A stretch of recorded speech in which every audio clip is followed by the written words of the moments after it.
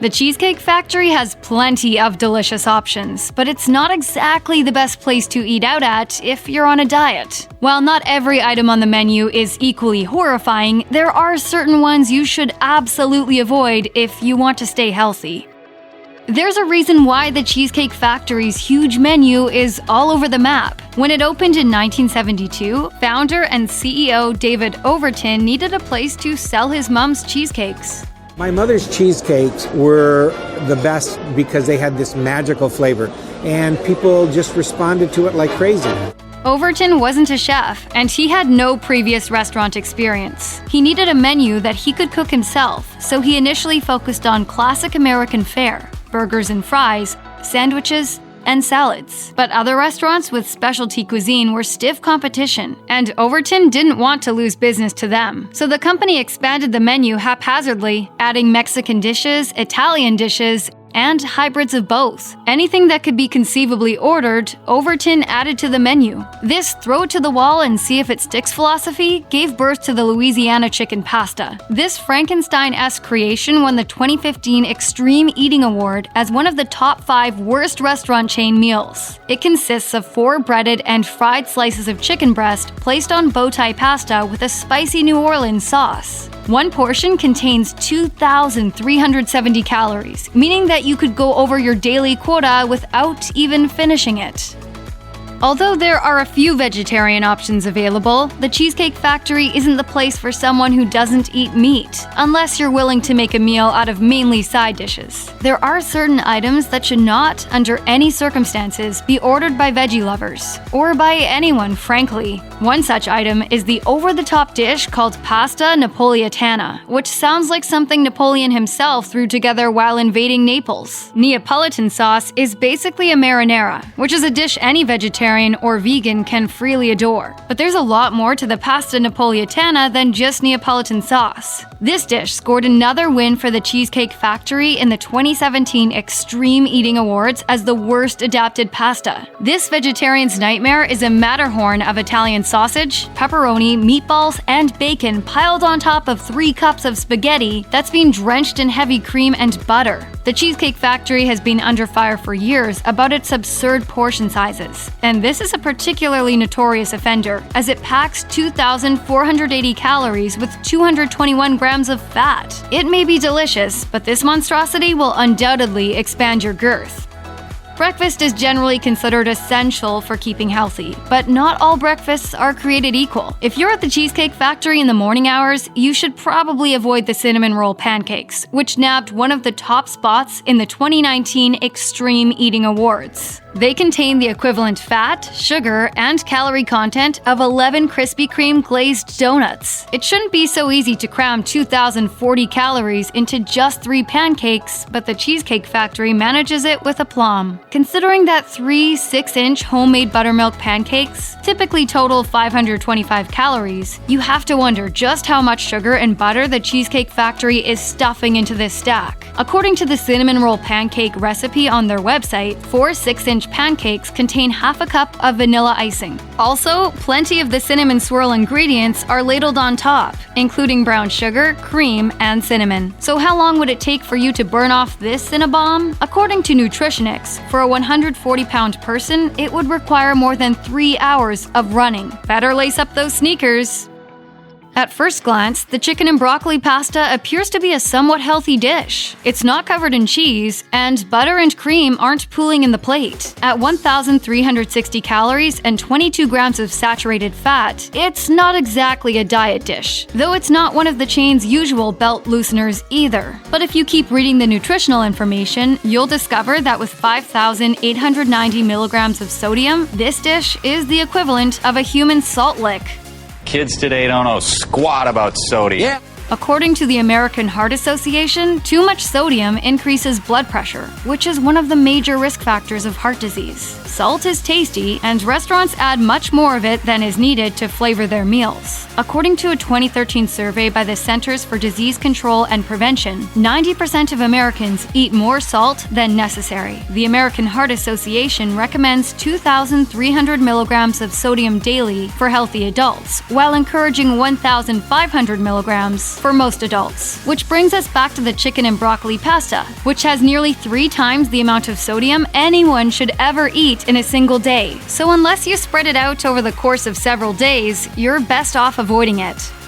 After having a couple of appetizers at the Cheesecake Factory, you might find yourself full to the gills, but you don't want to be the only one at the table without an entree, so you decide to order something light. And then you happily discover Sheila's chicken and avocado salad. It's big, it's bountiful, it's beautiful. Well, it's definitely big. It's considered by various outlets like the Daily Meal and Business Insider as one of the unhealthiest items on the menu. It might not seem that way at first, as it consists of chunks of grilled chicken and avocado on a tower of mixed greens. Cashews and fried tortilla strips aren't the most diet-friendly items, but they can be picked out. The real damage is probably from the dressing, a honey peanut vinaigrette that contributes to the salad's 56 grams of sugar. The USDA recommends no more than 12 teaspoons per day, so this dish is definitely pushing it. Chefs are taught in culinary school that adding sugar can balance a salty dish that doesn't taste right. Sheila's chicken and avocado salad has 2,130 milligrams of sodium, so the kitchen is doing a real balancing act. If those levels weren't insane enough, this salad has 129 grams of fat and a total of 1,840 calories. To put this into perspective, the Cheesecake Factory's Bacon Cheeseburger has less fat and is 251 calories lighter.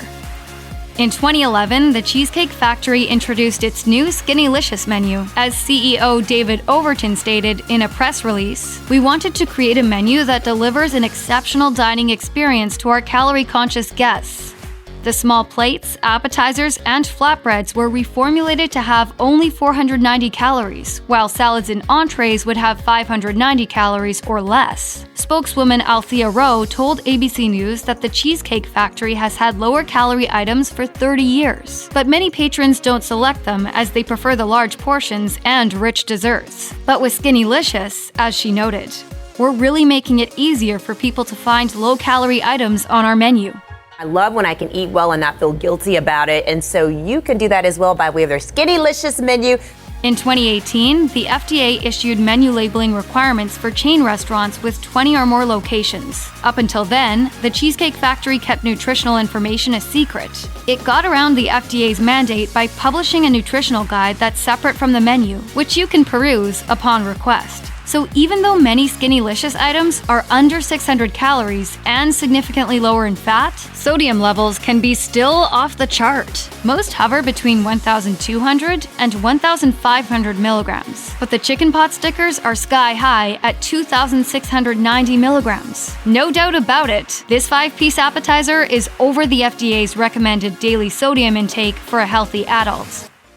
The top winner of the 2014 Extreme Eating Award for the worst meal was Cheesecake Factory's Bruleed French toast. This sugar shock-inducing brunch bomb is stuffed with custard and served with a quarter cup of buttered syrup. When you get it with the optional side of bacon or ham, it has a grand total of 2,780 calories, a full week's worth of saturated fat at 93 grams, and 2,230 milligrams of sodium. To get a sense of this, imagine eating 14 slices of frozen French toast slathered with half a cup of cream cheese and sprinkled with 24 tablespoons of sugar. To work all that off, you would have to swim laps for 7 hours. As dietitian Paige Einstein told Vox.com, when French toast is bruleed, it's clear that caloric extremism still rules the roost at many of America's chain restaurants. She also made sure to note, 2 out of 3 American adults are overweight or obese, and 1 in 10 adults has diabetes, thanks in part to the Cheesecake Factory and much of the rest of America's chain restaurant industry. Chicken and biscuits is no one's idea of diet food. If you scan recipes for this dish, you'll find that most have anywhere from 400 to 800 calories per portion, even those with cheese and creamed gravy. So it'll make you wonder just what the Cheesecake Factory puts into its take on this classic Southern meal to jam it full with 1,610 calories, 89 grams of fat, and 3,170 milligrams of sodium. Even Paula Deen, who's hardly known for holding back, wouldn't make a dish this rich or overstuffed with calories. After the Cheesecake Factory won its 16th Extreme Eating Award in 2014, CEO David Overton was fed up. As he told the Wall Street Journal, "I was sick of winning that prize." He ended up changing a few recipes, but he clearly didn't alter the chicken and biscuits. As dietitian Paige Einstein noted, Mr. Overton may be tiring of the prize, but he's certainly making sure that the Cheesecake Factory remains the most calorically extreme chain that we've seen.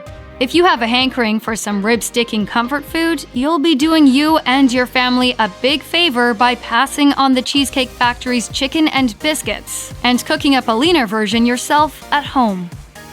If you poured warm orange marmalade over KFC's popcorn nuggets and tossed on a couple of sliced carrots, you'd get a frighteningly close approximation to the Cheesecake Factory's orange chicken. There are plenty of items on the restaurant's current menu that are deep fried, a process that is known for altering the quality of food and increasing its caloric content. As a result of being deep fried, the orange chicken has 59 grams of fat, and considering that a slice of the original cheesecake at the Cheesecake Factory also has 59 grams of fat, that's a pretty outrageous figure. Then there's the orange sauce that so many patrons love. According to a copycat recipe posted by the blog Cheesecake Factory at Home, it has 1 packed cup of brown sugar, which probably accounts for this dish's 77 grams of sugar, and that plain slice of cheesecake has 53 grams of sugar. So ironically, a lighter option is to skip the orange chicken and have a plate of cheesecake instead.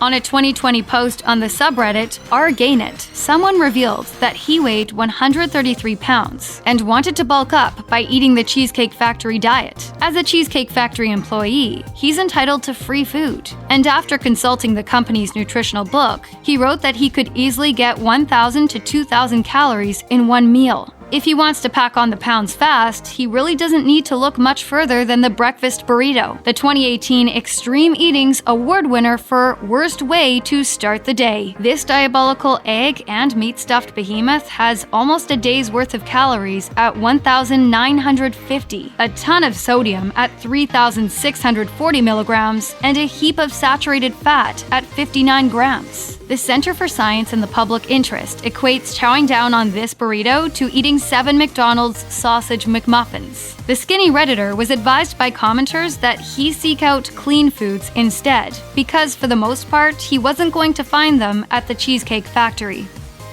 Check out one of our newest videos right here. Plus, even more mashed videos about your favorite stuff are coming soon. Subscribe to our YouTube channel and hit the bell so you don't miss a single one.